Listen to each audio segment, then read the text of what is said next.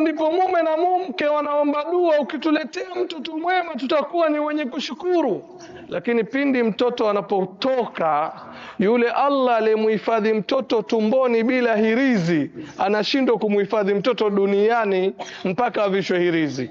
Utapata mtoto amefungwa kwa mkono wake, amefungwa kwa kiuno chake, amefungwa kwa mguu wake. Nini hizi? Ili zimuhifadhi na majini, zimuhifadhi na hasad, zimuhifadhi na ain. Hivyo tujue kwamba majini, Mtume sallallahu alaihi wasallam amesema wanatembea katika mishipa ya binadamu.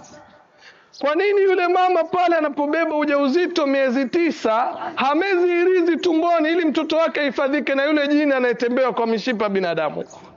Allah aliyeweza kumuhifadhi sehemu finyo tumboni, wewe ule mpaka uvimbiwe, lakini mtoto tumboni havimbiwi.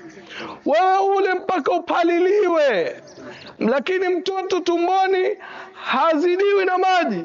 Allah amemuhifadhi tumboni wakati hujameza hirizi yoyote.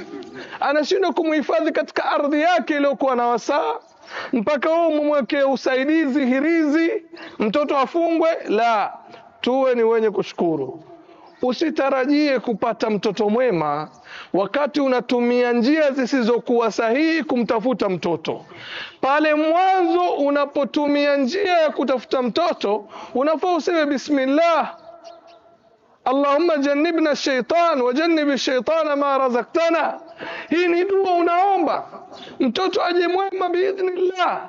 Lakini ikiwa unatumia barabara zisizokuwa sahihi, Allah atatumia watoto wetu kutuadhibu sisi kwa njia tulizotumia asizozifurahia Mola wetu.